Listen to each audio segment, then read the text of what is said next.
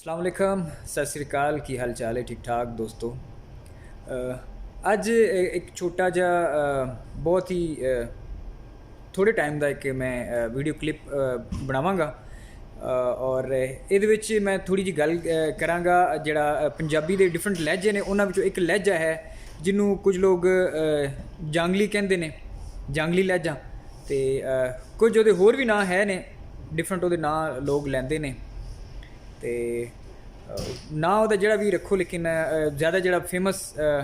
ਜਿਹੜਾ ज़्यादा मशहूर है ਉਹਨੂੰ लोग ਜਾਂਗਲੀ ਕਹਿੰਦੇ ਨੇ। ਤੇ ਉਹ ਨਾਂ ਕਿਉਂ ਰੱਖਿਆ ਗਿਆ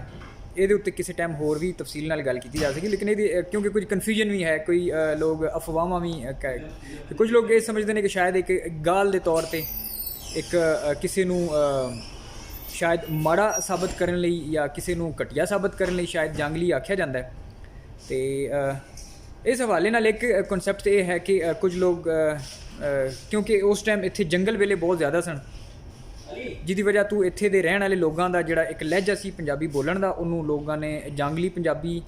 ਜਾਂ ਜਾਂਗਲੀ ਲਹਿਜਾ ਜਿਹੜਾ ਉਹਨੂੰ ਇਹ ਨਾਂ ਦਿੱਤਾ ਗਿਆ। ਤੇ ਬਹੁਤ ਸਾਰੇ ਇਲਾਕੇ ਨੇ ਜਿਨ੍ਹਾਂ ਦੇ ਵਿੱਚ ਬੋਲੀ ਜਾਂਦੀ ਹੈ, ਕੁਝ ਇਸ ਤਰ੍ਹਾਂ ਦੇ ਵੀ ਇਲਾਕੇ ਹੈ ਨੇ ਜਿਹੜੇ ਸਮਝਦੇ ਨੇ ਕਿ ਸ਼ਾਇਦ ਸਾਨੂੰ ਖਾਸ ਤੌਰ 'ਤੇ ਟਾਰਗੇਟ ਕੀਤਾ ਗਿਆ ਹੈ, ਲੇਕਿਨ ਕਿਸੇ ਨੂੰ ਬਤੌਰ ਖਾਸ ਟਾਰਗੇਟ ਨਹੀਂ ਕੀਤਾ ਗਿਆ। ਪੰਜਾਬ ਦੇ ਬਹੁਤ ਵੱਡੇ ਇਲਾਕੇ ਦੇ ਵਿੱਚ ਮੁਖਤਲਿਫ ਇਲਾਕਿਆਂ ਦੇ ਵਿੱਚ ਲਹਿਜਾ ਬੋਲਿਆ ਜਾਂਦਾ ਹੈ। ਚਨਿਓਟ, ਬਲਵਾਲ, ਮੰਡੀ ਬਹਾਵਲਦੀਨ, ਸਰਗੋਦਾ ਤੇ ਪਿੰਡੀ ਬੱਟੀਆਂ, ਚਨਿਓਟ ਤੇ ਹੋਰ ਬਹੁਤ ਸਾਰੇ ਇਲਾਕੇ ਐਸੇ ਹੈ ਨੇ ਜਿੱਥੇ ਬੋਲਿਆ ਜਾਂਦਾ ਹੈ। ਤੇ ਹੁਣ ਮੈਂ ਥੋੜ੍ਹਾ ਜਿਹਾ ਤੁਹਾਡੇ ਨਾਲ ਉਸ ਲਹਿਜੇ ਦੇ ਵਿੱਚ ਗੱਲ ਕਰਨ ਦੀ ਕੋਸ਼ਿਸ਼ ਕਰਾਂਗਾ। ਆਪੇ ਵੈਸੇ ਬੜਾ ਮੁਸ਼ਕਿਲ ਹੁੰਦਾ ਹੈ ਕਿ ਬੰਦਾ ਆਪ ਉਸ ਲਹਿਜੇ ਦੇ ਵਿੱਚ, ਕਿਉਂਕਿ ਅਗਰ ਤੇ ਬੰਦੇ ਦੇ ਕੋਈ ਸਾਹਮਣੇ ਬੈਠਾ ਹੋਵੇ ਉਹਦੇ ਨਾਲ ਗੱਲ ਕਰਨਾ ਥੋੜ੍ਹਾ ਸੌਖਾ ਹੁੰਦਾ ਹੈ, ਲੇਕਿਨ ਇਕੱਲਿਆਂ ਆਪਣੇ ਨਾਲ ਹੀ ਬੰਦੇ ਨੂੰ ਇੱਕ ਕਿਸੇ ਮਖਸੂਸ ਲਹਿਜੇ ਦੇ ਵਿੱਚ ਗੱਲ ਕਰਨੀ ਪੈ ਜਾਏ ਤਾਂ ਥੋੜ੍ਹਾ ਮੁਸ਼ਕਿਲ ਹੁੰਦਾ ਹੈ। ਤੇ ਕਿਉਂਕਿ ਮੈਂ ਖੁਦ ਉਸੇ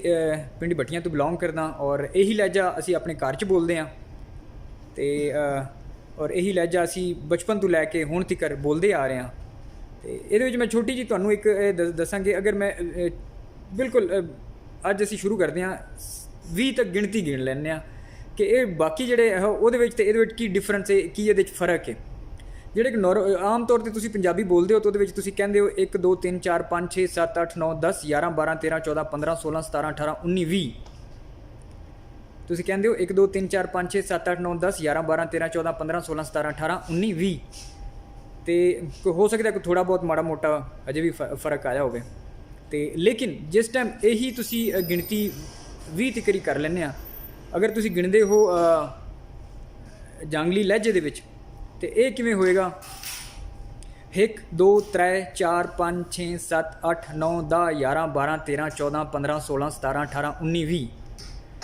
ਦੋ ਨੂੰ ਕੁਝ ਲੋਕ ਦੋਵੇਂ ਵੀ ਕਹਿੰਦੇ ਨੇ, ਦੋਵੇਂ 1 2 3 4 5 6 7 8 9 10 11 12 13 14 15 16 17 18 19 20 ਤੇ ਦੋਸਤੋ ਇਸ ਤੋਂ ਬਾਅਦ ਦੁਬਾਰਾ ਮੈਂ ਕੋਸ਼ਿਸ਼ ਕਰਾਂਗਾ ਕਿ ਇੱਕ ਕੋਈ ਤਫਸੀਲੀ ਜਿਹਾ ਇੱਕ